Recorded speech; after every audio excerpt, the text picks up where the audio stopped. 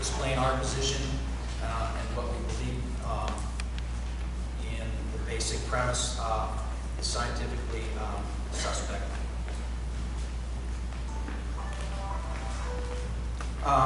This is an interesting slide in that that dredge on your right side is from the confluence of Humbug Creek in the South Fork of the Yuba. That was a study that was done in 2007. There is a significant difference in turbidity. Flag report, which the 2012 EAR was based on, we feel very strongly is wrong. Waterborne studies and we have this documented at the end of this presentation, methyl mercury levels are much below EPA standards. We also suggest that methyl mercury levels are related to spring floods, not dredging. And even the FLEC report shows that those effects from turbidity extend no further than 100 meters from the back outflow of a dredge. The picture, again, from 2007, that was a 3-inch dredge at the confluence of those two water sheds. Found no evidence. In fact, mercury levels decreased. The 2008 to 12 evidence is based on 2008 activity. Hand-dug pits were above the water line.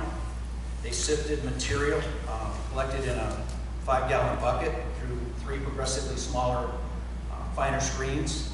And what that does, as all of you know, mercury is a liquid. It concentrated the mercury and it bound it to the finer, smaller sediments. And they didn't use a dredge for this. So this is the scheme that the FLEC Alpers test would show. It's a little complicated, but basically what it is that finer and finer screens, that material is collected, and then the one on the upper right-hand corner is where it was concentrated and measured in the lab. That's figure 8, page 22 of the FLEC report. This is what was done on the South Fork of the Yuba.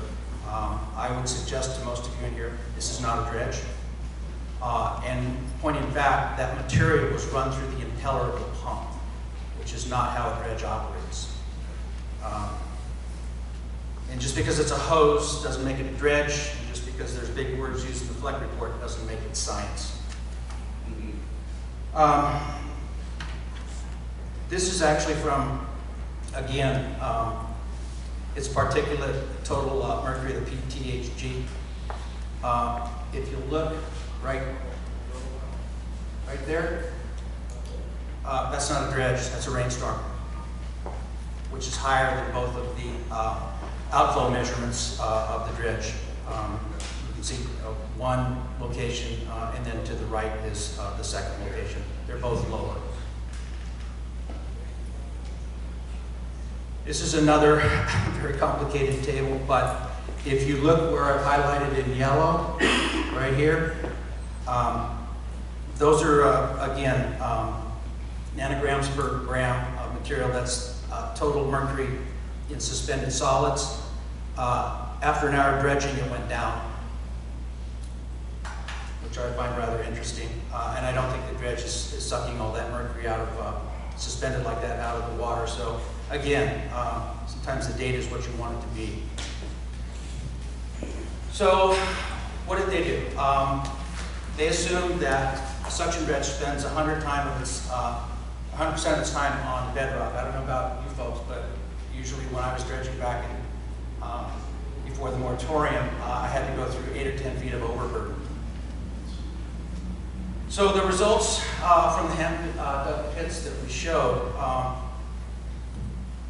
were used instead of real dredge measurements.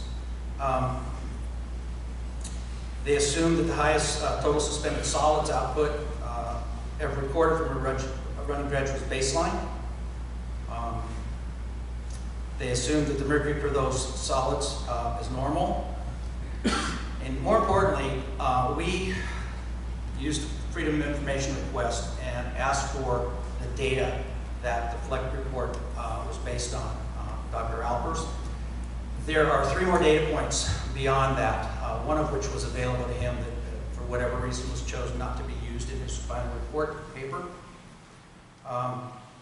And in addition to those multiple data points, the spring flood again was ignored. It's 20% higher from the non-dredging measurement.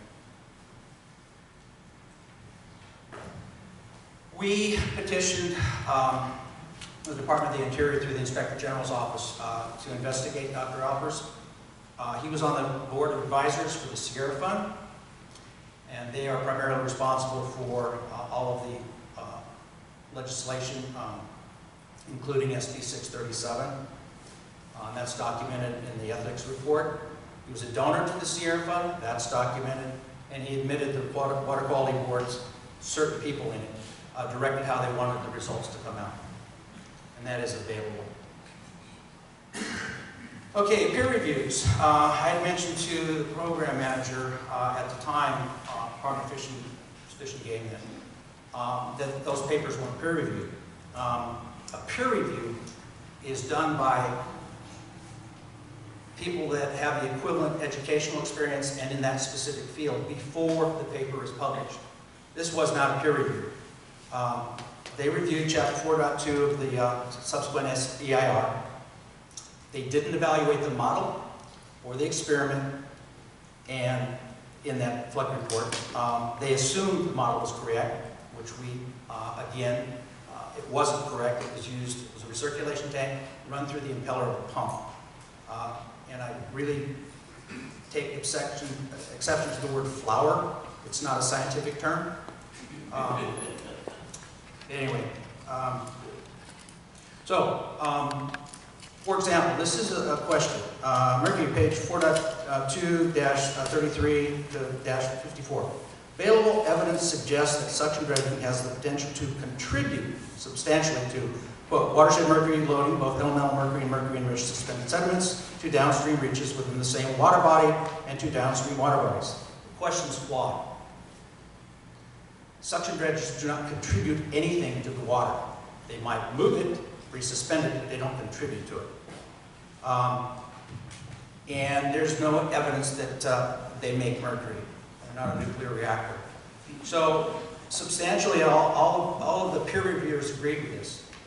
So in my estimation, it was a rubber stamp of a published report. It was not a peer review. It was like, yeah, did you like the movie? Yeah, it was really good. Thank you. It was a review, yes, but not a peer review. Mercury, as we all know, moves with every major flood. These are from the last couple of weeks. North Fork of the Yuba, South Fork of the American, Deer Creek near Dannyville, and I think that's the middle fork of the Feather. The Singer report, which was published about almost a little over 3 years ago, that was the basic premise of and findings of that paper, that mercury, yes, moves downstream. That's how it gets into reservoirs. And I would suggest that the amount of water moved this winter has been a lot more than the 60 years of dredging has ever contributed. Mr. Russell did mention that the Water Quality Board was 98% efficient in removing elemental mercury. And the Fleck report, if you read deeply, it's 99% efficient. And probably most of you are here familiar with the Common Lake project, and that's wrong, it's 84%. It was a typo. We've read all these papers, two of which are published by the Water Board.